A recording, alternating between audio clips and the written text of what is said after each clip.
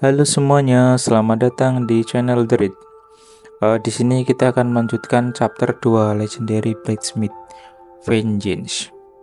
Ada dua cara untuk memperoleh job produksi dalam Arpedia. Cara yang pertama yaitu mempelajari sambil membeli buku skill, dan cara lainnya yaitu mempelajari sambil bekerja. Cara yang kedua memungkinkan Anda untuk mendapatkan uang sekaligus kemajuan job, tapi semua orang menghindari cara tersebut. Itu karena setiap NPC Craftsman punya kepribadian yang aneh. Di antara NPC itu, aku sangat berhati-hati terhadap Papuji, karena dia terus-menerus mencari masalah denganku saat aku mencoba untuk memperbaiki equipmentku sebagai branch. Tapi mengingat bahwa aku tidak memiliki uang saat ini, pilihan yang tersedia hanyalah ke sana. Ya, akan sesulit apa quest kemajuan job? Permisi, aku ingin mendaftar sebagai blacksmith. Blacksmith? Ya, aku ingin menjadi blacksmith terhebat yang ada di dunia. Mustahil. Aku dapat melihatnya dari tatapanmu, kau tidak bisa menjadi blacksmith. Apa ini tidak adil? Setidaknya cobalah untuk mengetesku sebelum menilai bahwa aku akan gagal. Tes? Benar, kau bisa memintaku apapun. Ya, kalau begitu belah semua kayu ini. Ku beri kau waktu sehari. Kan ku pertimbangkan jika kau berhasil menyelesaikannya. Kau ingin aku membelah semua ini? Kau bisa menyerah jika kau mau. Dia pun mulai mengerjakannya, tetapi tidak semudah yang dia pikirkan. Gagal. Banyak percobaan dan dia belum membelah satu kayu pun. Kenapa aku harus melakukan ini? Aku lihat orang-orang langsung mahir dan diajari cara memulainya. Itu mungkin karena afilitas. Apa? Ngomong-ngomong, kau siapa? Aku juga murid blacksmith yang masih baru. Kau ingat kan saat kau memilih tanggal ulang tahun saat pembuatan karakter? Rupanya itu menentukan job afilitasmu dengan job milikmu. Mereka bilang terutama untuk job produksi akan kesulitan di awal permainan jika afilitasnya tidak cocok. Ulang tahun, pilih saja secara acak. Ulang tahun seperti itu ya. Aku juga kesulitan karena itu. Sial, aku tidak tahu hal itu. Haruskah aku buat karakter baru? Tidak, nanti aku harus mencapai level 10 lagi daripada terus risau. Ayo kita fokus saja untuk tugas ini. Aku yakin dia akan meloloskanku jika aku berhasil membelah semua kayu ini. Mati kau kayu, mati. Akhirnya dia berhasil membelah satu kayu. Dan berlanjut lagi. Kau ternyata berhasil dalam sehari. Tentu saja aku sudah bilang aku akan melakukannya. Sekarang kau bisa resmi menerimaku? Tentu saja tidak. Ini, pergi ke Pegunungan Likel dan tambang 10 black hole. Pegunungan Likel. Tambang Gunung Likel berdasarkan level. Antara level 15 sampai 5. Tambang Linkel File Boss adalah ranking board level 45. Kau ingin aku ke sana? Mau kau bertanggung jawab jika aku mati? Itu kenapa kau baik hati dan memberiku pedang itu kepadamu. Kau bisa berhenti kalau kau tidak suka. Seberapa sampahnya sih afilitasku? Baiklah, tapi kau janji akan menjadikanku blacksmith jika aku berhasil ya? Tentu saja. Dia pun pergi ke Pegunungan Likel dan mendapatkan quest.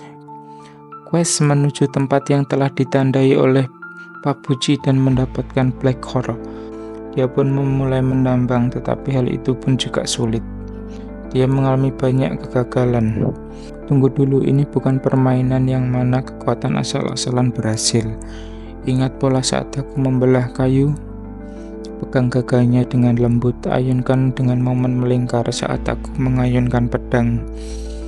Dan dia pun berhasil mendapatkan black hole. Hehe, itulah hasil dari pengalaman 2 tahun. Baiklah, ayo kita lanjutkan. Pikiran seperti mengayunkan pedang. Dia pun mulai bersemangat dan dia berhasil menyelesaikan questnya.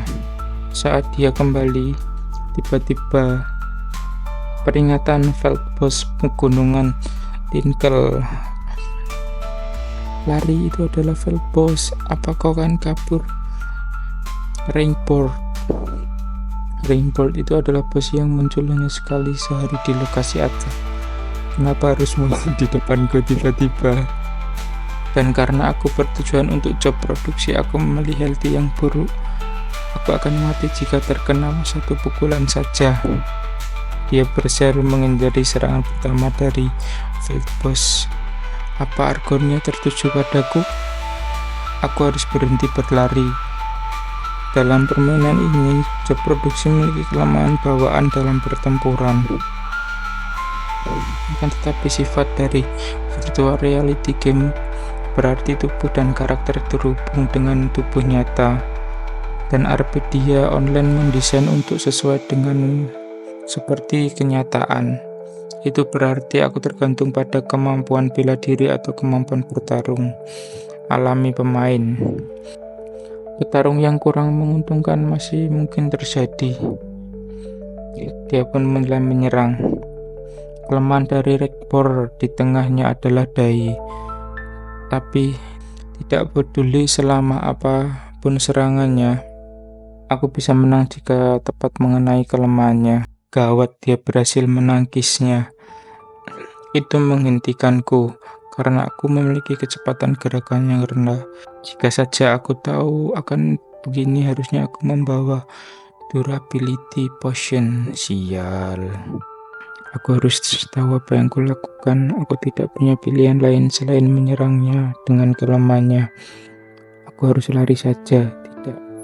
Aku ini adalah bronze player solo level 50 dulunya. Karakternya mungkin sementara, tapi kelas pemain itu permanen. Kekurangan stamina, segera konsumsi makanan. Staminaku habis, sial.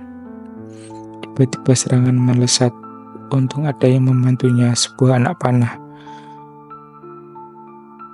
Dan mematahkan tandung Rekpor. Apa kau? Ya ampun, bagaimana ini? Tak kusangka serangannya sekecil itu.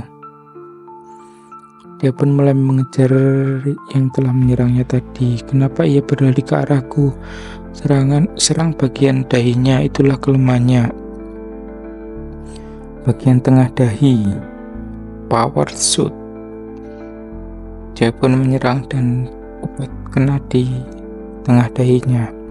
Archer C berhasil mengalahkan Rightport. Hampir saja. Terima kasih telah membantu. Permisi, apa kita pernah bertemu sebelumnya? Oke, terima kasih yang udah mendengarkan sampai selesai. Untuk chapter 2-nya cukup sampai di sini. Besok kita akan lanjut lagi di chapter 3. Thank you.